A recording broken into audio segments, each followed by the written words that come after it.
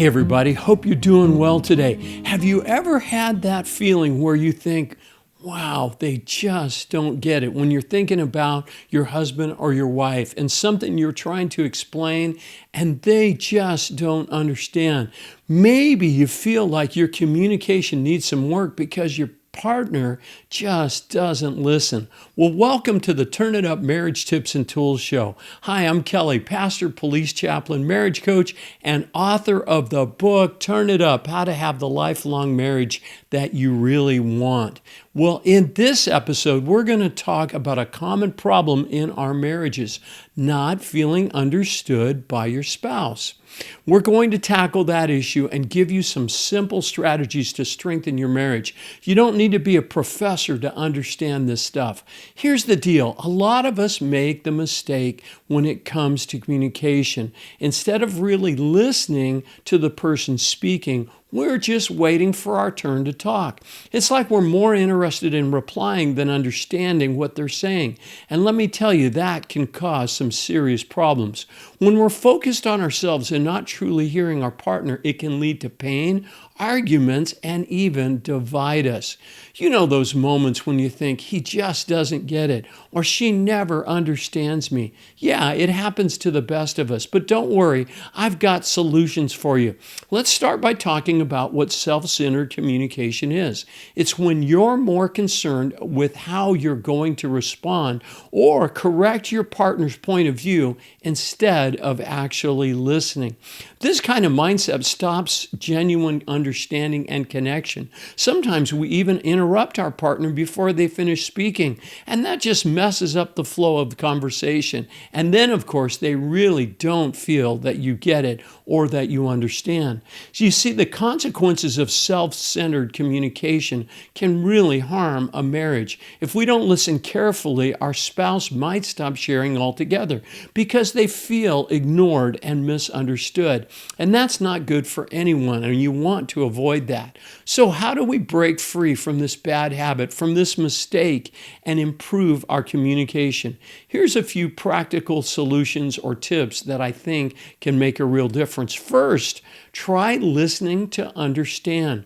Put your focus on genuinely hearing what your spouse is saying rather than just preparing to reply or to respond.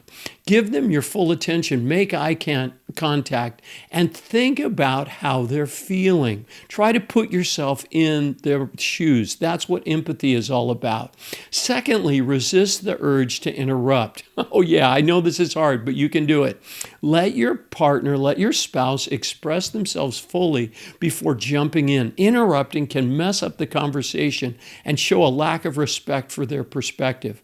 Thirdly, practice active listening by repeating back what you heard and asking for feedback. So you're going to take what you heard and put it in your own words and then add what you think they're feeling, their emotions.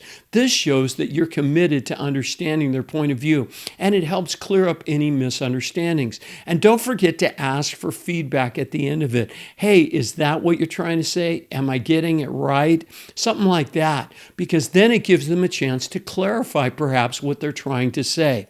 Fourthly, make sure your spouse feels understood. It's important to validate their feelings and experiences, even if you don't agree with everything they say.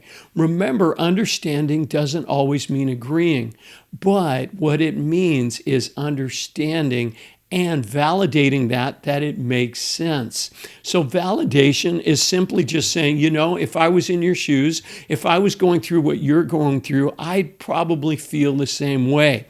That's a validating statement. You want to make sure that you or they understand that what they're expressing to you makes sense to you.